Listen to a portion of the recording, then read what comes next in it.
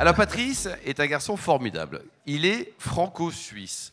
Tu te sens plus dans ton cœur, dans ton sang, français ou suisse? Alors quand je passe la frontière suisse, je parle avec l'accent suisse. Puis quand je suis français, je parle avec l'accent parigot. Donc vraiment entre les deux, quoi. J'arrive à faire le grand écart facilement. Alors, facilement. quand il était plus petit, il avait un métier, il voulait devenir agriculteur. C'est quand même génial de se dire j'ai une vocation, je veux devenir agriculteur. Donc tu as fait des études en ce sens, hein, de droit rural, d'économie agricole. J'ai même failli acheter un domaine en Côte de Castillon. Ah ben décidément, c'est the place to be aujourd'hui, là, tout le monde y va là-bas. Et alors pourquoi tu n'es pas allé jusqu'au bout de la logique? Parce que je me suis dit que c'était très difficile de devenir agriculteur, parce que je n'étais pas fils d'agriculteur, et comme j'avais envie de me marier, avoir des enfants et pas me suicider. Et ton épouse est là d'ailleurs, elle est où? Elle est là, elle est voilà. là-bas, mais voilà. Et donc j'ai renoncé à l'agriculture.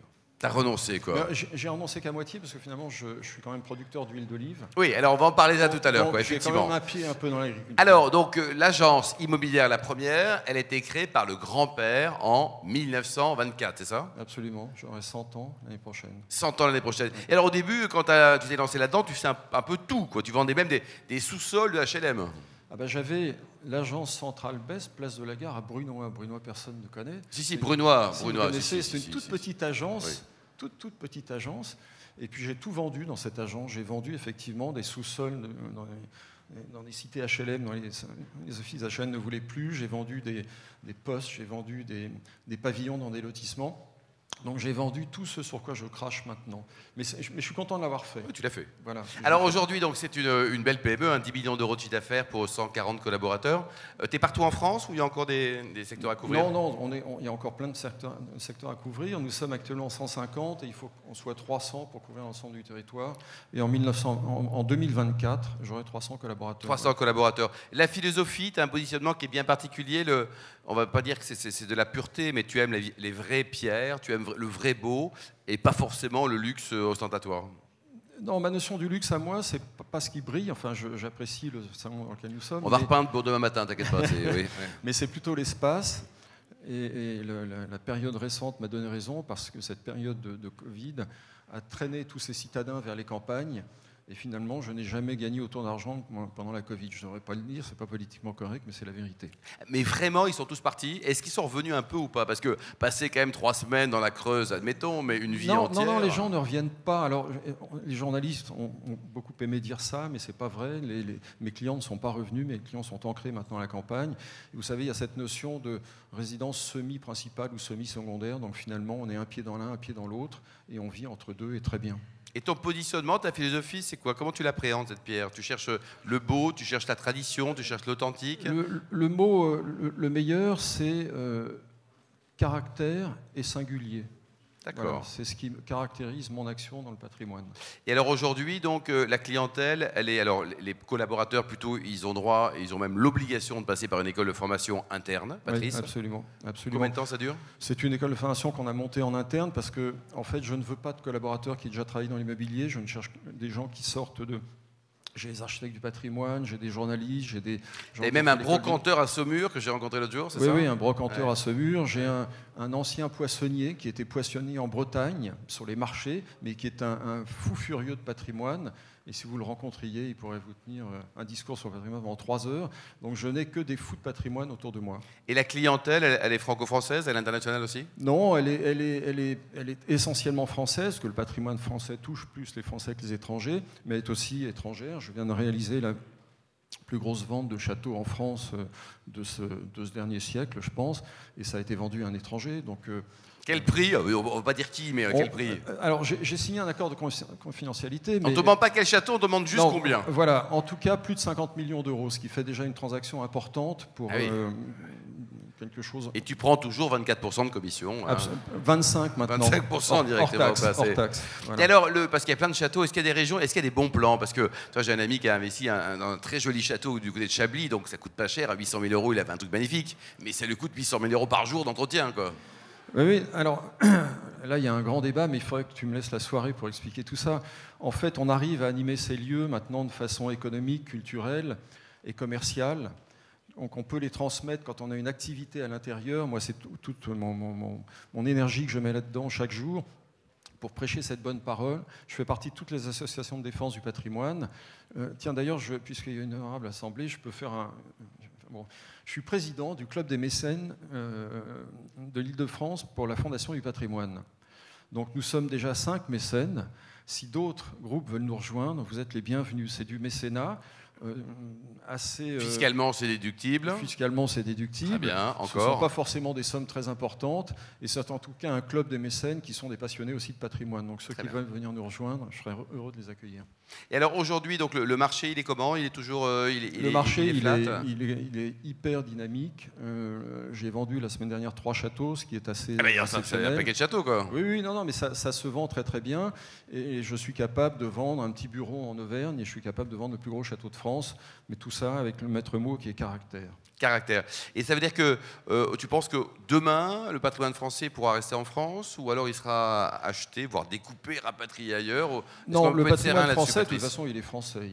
Il est de toute façon ancré en France et il restera français. Et moi, ça ne me dérange pas de vendre à des étrangers.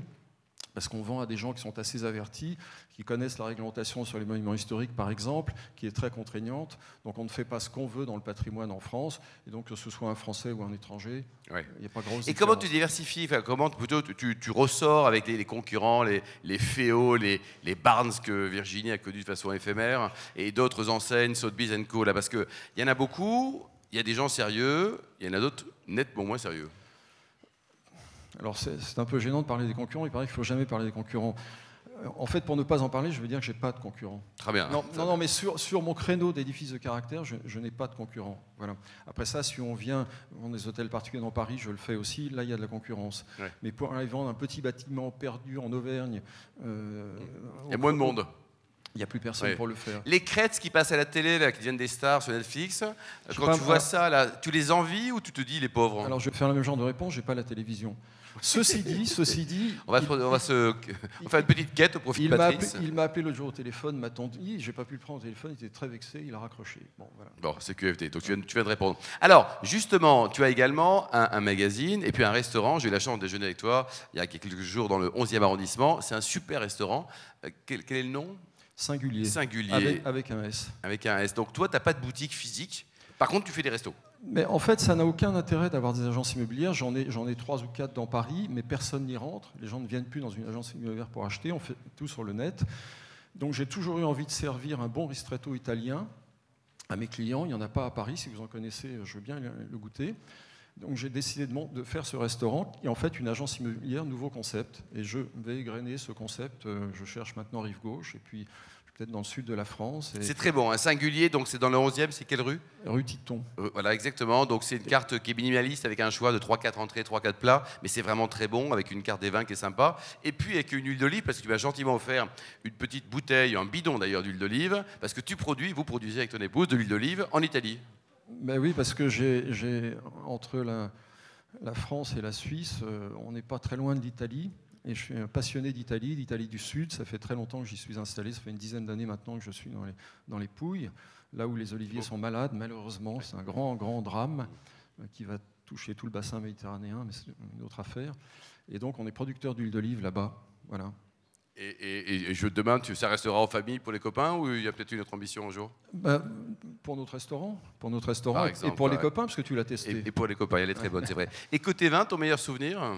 Alors côté vin, c'est pareil. Moi, le vin qui t'a permis de séduire ton épouse? Non. J'ai un pied en Italie, donc je ne devrais pas le dire, mais j'adore le Prosecco. C'est très bien, il y a des très grands Prosecco, j'ai découvert ça, il y a des Prosecco extraordinaires. Et puis il y a des vins des Pouilles, comme le Negro Amaro, des vins comme ça, qui sont des vins très, très forts, très costauds, des vins de soleil, que j'adore.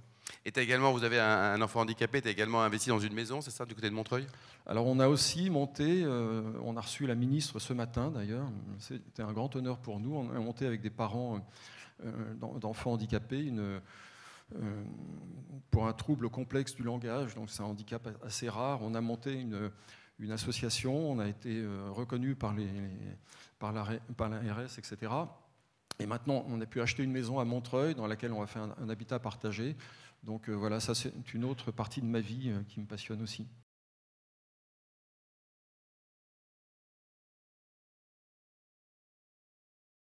Non, c'est exactement ça. C'est-à-dire que les châteaux maintenant sortent des familles. Je viens de vendre 2 châteaux dans les 3 mois qui viennent de passer, qui étaient dans la famille depuis plus de 1000 ans.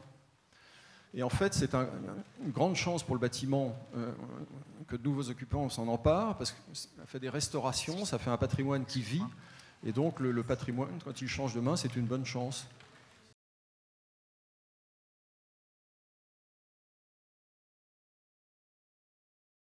Plus que les taxes, c'est plutôt la réglementation autour des bâtiments, sur les performances énergétiques, etc., qui nous posent des problèmes à nous dans le patrimoine.